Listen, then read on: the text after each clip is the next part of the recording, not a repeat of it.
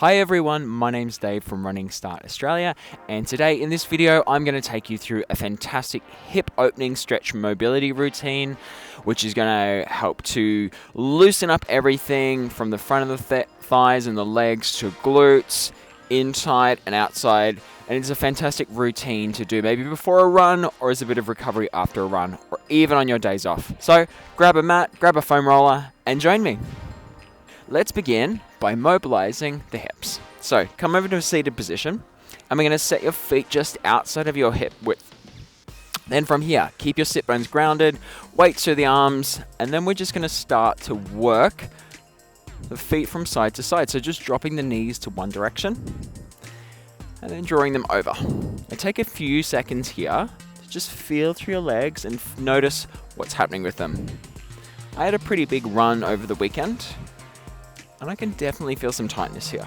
But with each successive rotation, I'm able to get just a little bit deeper. Try and keep the sit bones grounded as you can, and maybe just take a bit of a pause as well when you find a good spot. So by using this dynamic movement to prime the hips, taking it through internal and external rotation, it's going to help make some of the stretches and moves you do in a few minutes a little bit easier, instead of just going in really cold. So already you can see my knee is able to get so much closer to the ground here. So let's aim for about 10 or so each side, or just until you feel like you've loosened them off a little bit. Backwards and forwards. There we go, my knee's nearly all the way to the floor there. It's good. Alright, that feels good. Now for this next part, I'm going to use a foam roller. If you don't have a roller, you can either come down, we can just do a stretch through our adductor, but if you have a roller, even better. And the reason we're using a roller at this point is so that we can release the muscles before we lengthen it. So, if you have a roller, let's just come on to your knees and take the roller just under your inner thigh. And then all we're going to do is send it out to the side, come on down, and then the goal here is to get it just in the inside of the thigh, starting at the kneecap, and slowly rolling just along the length of it. You might move your body weight forward a little bit, you might move it back a little bit. If you find any really tight or sensitive points, just hold it for a few seconds, breathe. And if it's really sensitive, you might just get rid of the roller and do a stretch. So I'm going to show you the roller on this side, and the other side I'll show you an adductor stretch without it. Just roll through the leg. Alright, and let's come over the other side now. If you have the roller, we're going to do the same thing on the other side, but I'll show you if you don't have a roller what we can do. Similar kind of move, take the knee out to the side, and then I'm just going to use my body weight here to shift a little bit from side to side. Feeling that through the inner thigh. Or you might even come up, straighten out the leg, and then think about pressing the hips back as well. And that's going to get in there a little bit as well. Rotating hips a little bit, and then pushing backwards.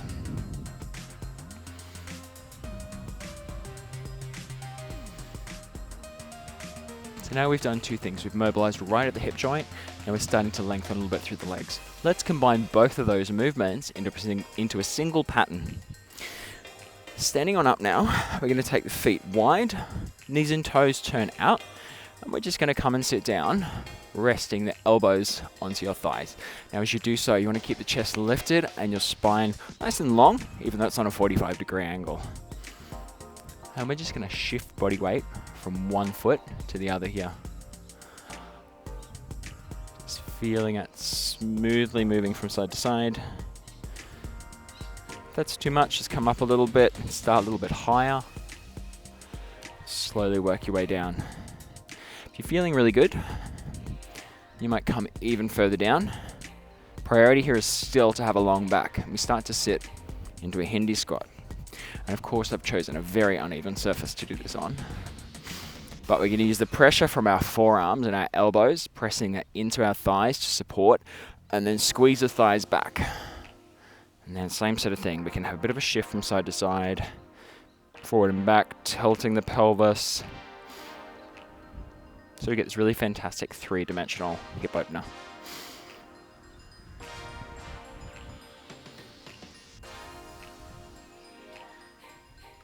All right, let's move on. Start to target a little bit more through the front of the hip and your psoas muscle as well. Psoas muscle connects the lower part of the lumbar spine, kind of comes all the way up to the midline and then attaches to the front of the hip. So let's start in a lunge position. We're going to begin high and we're going to work our way down. So set up in a lunge, so your knee's just over your ankle, and this back leg, the knee is behind my hip.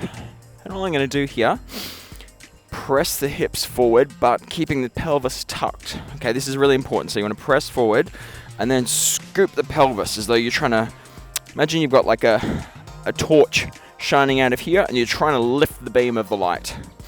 So you're trying to tilt, and straight away we should feel a good stretch down the front of this leg.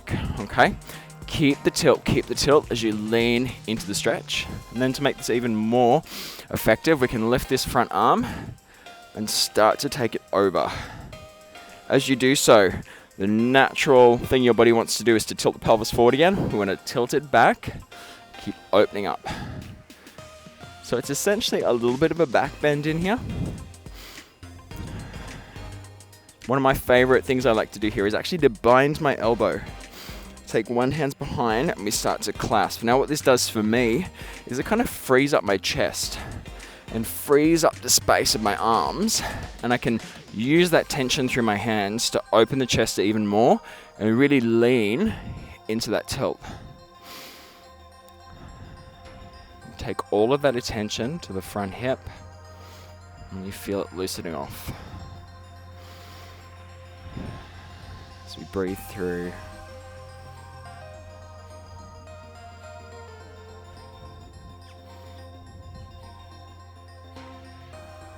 Alright, and release. Ooh, now things might be a little bit tight and tender. That's okay, and you don't have to do it in one long held pose. Certainly can be beneficial for you to slide out of the pose a little bit and then come back in at your own pace. I'm going to take it to the other side now. So bringing the knee just over the ankle. Press the hips forward and then tilt the pelvis. I find it's usually easier to do that than to tilt and then to push forward, but experiment with both. So remember that torch that's shining to 45 degrees? We want to shine it straight ahead. It's connected to the pelvis. So tilt it back. Keep sitting down in to the front knee. Tilt back so you can feel the stretch along the back of the leg. And we can bring the arm up. It's like you're taking a little bit of a bend over your body. And then if you want to add the hands behind, and then really using the fingers, take an extra little clamp just to hold you in this pose. It looks really awkward, but it can feel really effective. Keep shining the torch forward, tucking the pelvis, trying to level it off to the ground.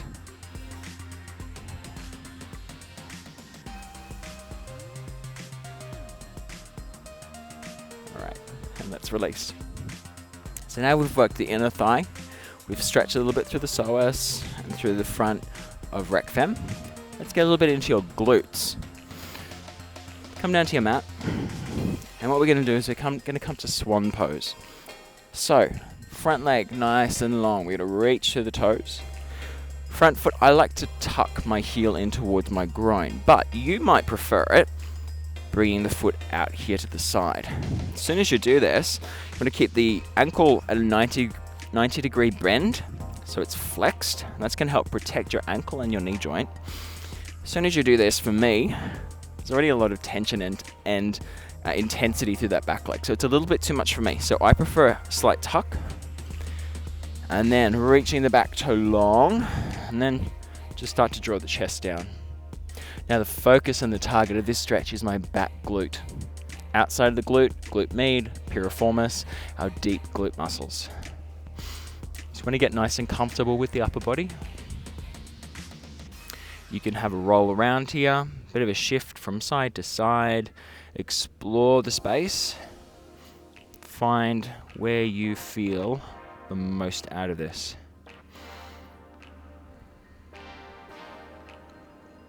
Now, if you're in Swan and your body acclimatizes to it really quickly, then that is when I would suggest you start to bring the foot forward a bit more.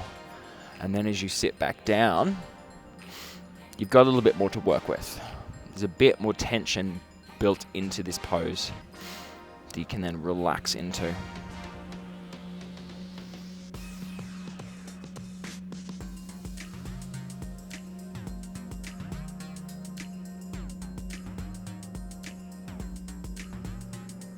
Alright, let's change sides.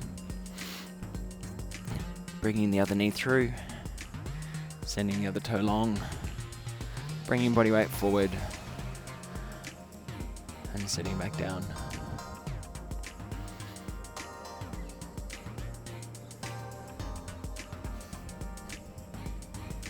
Just a really good general stretch for tight glutes. And it's also going to help the IT band a bit as well. A lot of the time, discomfort that comes from the IT band or the side of the thigh can be coming and directed more from the glute as well, or a tight lower back. So it's important that we sort of treat the area broadly to give us the best chance of recovery.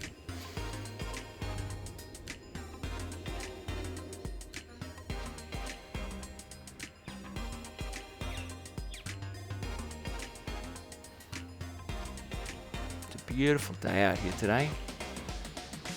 Winter's afternoon, amongst the birds and the trees.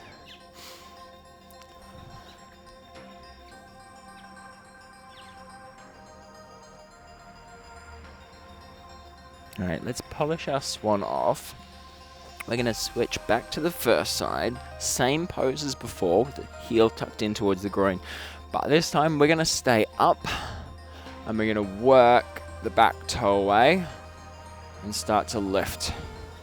And what we're looking again here for is that just a little bit of a stretch through the front of the TFL, through the psoas. Sliding shoulders back, just lengthening the leg. Doesn't have to be a long pose, just because we've kind of been in that really cramped Swan pose, it's nice to lengthen the front of the leg back out again. And let's just change sides. Might even walk the hands a little bit over to the diagonal. Just feel that.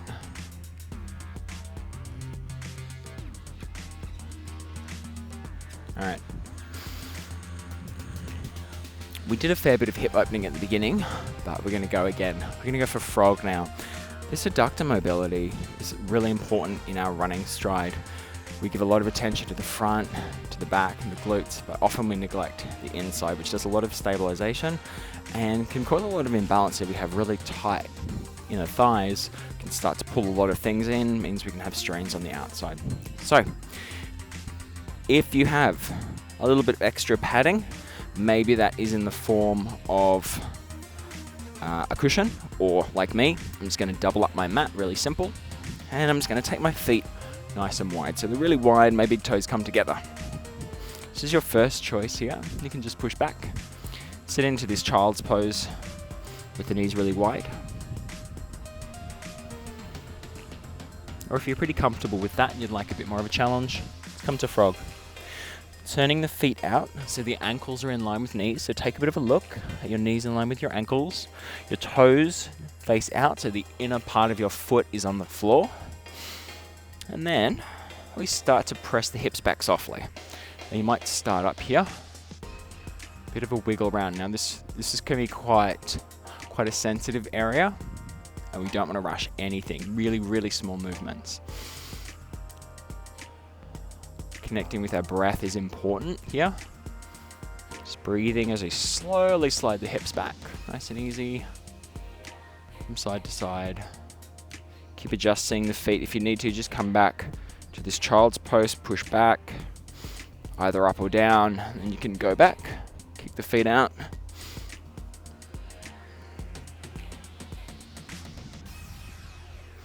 There's a bird friend deciding to join me. Little shimmy, shimmy, side from side. And I would probably hold this for maybe a minute or two. Either up or down.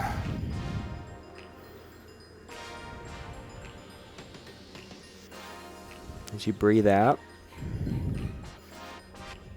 just visualize the hips going backwards, bringing some softness through to your body.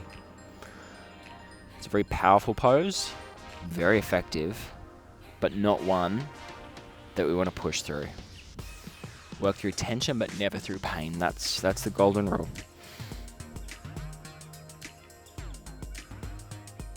All right, let's draw body weight forward, bring the toes together. Let's come out of that. Let's just finish a bit of a stretch through the front of the hip. Just a dynamic movement. One leg forward, pressing the hip forward and back. A few times. Switch legs.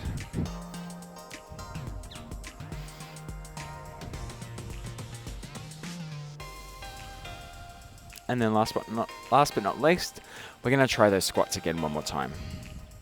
Just to reinforce that movement pattern and to see if we can maybe get a little bit deeper.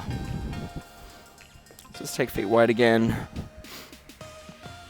Just start up high. That feels good. Shift side to side. Hopefully things are feeling a little bit more loose. It doesn't take a lot sometimes. It doesn't take much to get us more mobile. There we go. That feels a whole lot better.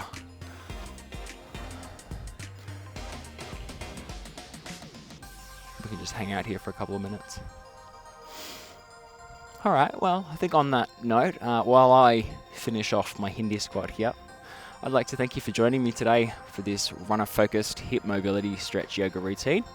My name's Dave from Running Start Australia. If you'd like to learn more about our Get to 5K program, you can either check out some of our other videos here or visit our website at runningstart.com.au.